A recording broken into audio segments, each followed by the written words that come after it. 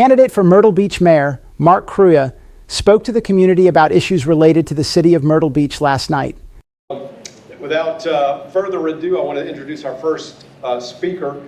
I don't know how many of you live in the city of Myrtle Beach. If you live in the city of Myrtle Beach, raise your hand. Okay, so we've got a good number of people who live in the city. I don't know, one of the things that, we don't often do a lot at the local level as a party. We tend to focus more on state and other issues, but I'm really concerned about the city of Myrtle Beach, y'all.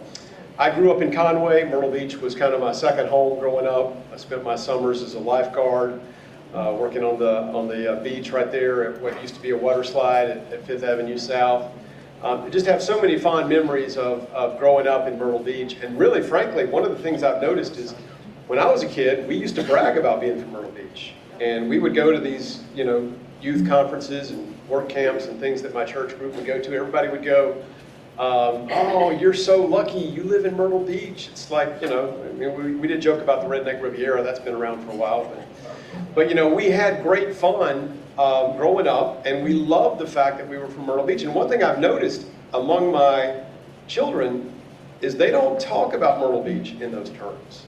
Mark hears concerns, understands the process, and can get Myrtle Beach back on course. Mark grew up in North Carolina, exposed to Myrtle Beach, vacationing here with his family. He graduated from Wake Forest in 1980 and then worked in news media, and then spent quite a bit of time here in the city, but has spent 42 years in communications. He joins us tonight to talk about his vision for the city of Myrtle Beach. So Mark, thank you for joining us. Y'all, please give him a big round of applause.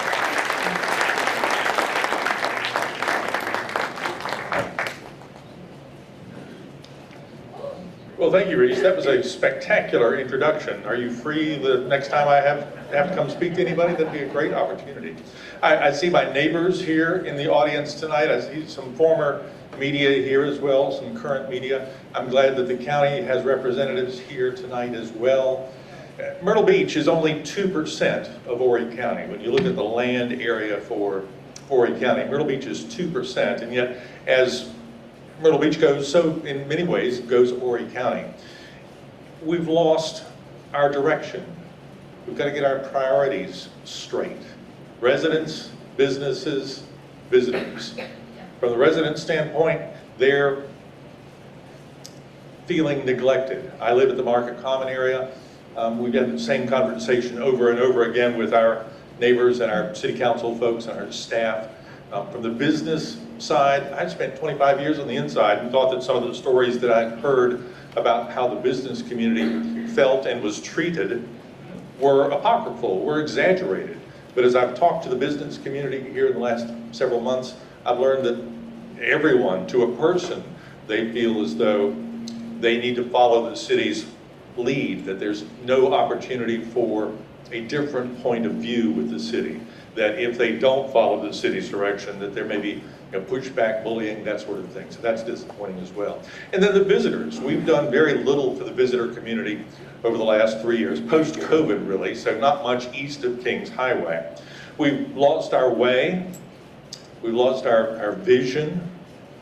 I think we've lost our reputation, or maybe in a better way, better wording, we've picked up a reputation we really don't want to have at this point. We need to work on that as well. The city's budget has nearly doubled in the last 7 years. It's gone from $190 million to $361 million. We're spending a lot of money. We focused almost exclusively on the downtown area, and that focus downtown has been to the detriment of the rest of the community. We don't have a citywide vision at this point. We've lost that. I think we did have that at one point. There was a time, I would say, as public information director for the city, that, you can tell when you drive into the city limits because it looks so much better. And I think we've lost that as well. So we need to get our focus back on providing that level of service, that responsibility that needs to exist. By my math, we've committed $118 million to downtown redevelopment. I'm all for a theater. I've been supporting the concept of a theater since 1999, when the city bought the old Rivoli Theater with the intention of turning it into a performing arts center. But that was to be a $300 seat theater, and the city council balked at it because it was going to cost $6 million. Again, I like the concept of a theater, but we're spending $30 million at this point to build a 300-seat theater. I think this is maybe a little more than 300 seats right here. $30 million for a 300-seat theater downtown. That's $100,000 a seat at this point. We will have expenses. We need to be spending money in a way that supports the business community and the redevelopment of our downtown area in the broader sense, but we don't have any private sector partners at this point. I've had the chance to talk with Burris and Chapin. I believe they've got a good concept for the pavilion site. It's not yet ready for disclosure. They don't have a final deal yet, but I'm optimistic that after nearly 15 years, 16 years, we've finally got an opportunity for the pavilion site to come back into the fold, if you will. But the city's going to have some commitment to that as well. We've talked a little bit about the baseball stadium. I'm all for the Myrtle Beach Pelicans. Went to the first game when they opened back in 1999. The city hasn't been terribly transparent with the amount of money that keeping the Pelicans is going to cost. The city's been talking in terms of $14 million from the city side and $6 million from the county. And yet there's another $15.7 million that they haven't been talking about. When you add all that together, you're at $36 million in round numbers. The city's original plan would have covered the $14 million. They're raising the yearly lease on the stadium so that they can cover that $14 million, but there's no plan to cover the remainder of that, at this point, $30 million that would cost to keep the Pelicans. So there are some hard choices that need to be made. City Council needs to have someone who starts those conversations, who conducts the business in public, who is willing to say, hey, Mr. and Mrs. Resident, come talk to us. Don't be afraid to come speak to us. We will listen to you. There are lots of little details that go into all of that, but at this point, we need to have conversations about some of the big things, some of the, again, the vision for the city, the expense that the city is going through to provide service and make sure that we've got a community where everybody wants to be, where we've got a reputation that is positive. I noticed recently that there was a national publication that did a list of the best beaches in South Carolina. Myrtle Beach wasn't on that list. North Myrtle Beach was, Pawleys Island was, there were several other beaches along the Grand Strand that were on that list, but Myrtle Beach wasn't on that list. We need to make sure that there is something there. If you walk Ocean Boulevard and look in the visitors' eyes, you sort of wonder, or you can see them wondering, what have I done? And we need to fix that as well.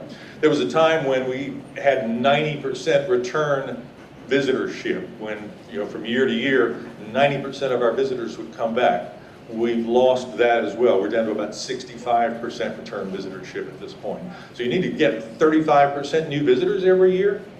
The city also needs to revisit with the lawmakers in Columbia the tourism development fee. The city of Myrtle Beach is the only community in the state that charges that tourism development fee. By state law, 80% of that TDF has to go to out-of-market advertising. Currently, that's about $40 million that the city gives to the Chamber of Commerce for out-of-market advertising. And they advertise the whole Grand Strand, not just the city of Myrtle Beach. The remaining 20% is for property tax credit and or tourism-related capital improvement projects. Well, City Council this year has discovered that the growth that we've seen in our residential population, in the 4% ownership, the value of the tax credit has grown beyond what that 20% is. It's about $10.5 million at this point, and the tax credit only generates, the 20% only generates about $9 million. The city is supplementing that tax credit to the tune of about $1.2 million this year to make sure that that happens. We need to have that conversation in Columbia and say, look, Mr. and Mrs. Lawmaker, we like the idea of being able to advertise the community, but we need to revisit this distribution so that we can provide more for our residents. Thankfully the tourists pay about 2/3 of that tourism development fee, but we need to be able to revisit that number and make sure that we can provide what we need to here in the community for Myrtle Beach. So, I am not a politician. Somebody asked me the other day, why didn't you run for city council? Spend 4 years on city council before you decided to run for mayor. And the answer is plain. I've got 25 years of experience at the management table for the city of Myrtle Beach. You know, my learning curve is flat, folks. I'm prepared to step up and do this. And the second part of that answer is, we need a change now. We don't need a change in 4 more years. We need to make that change.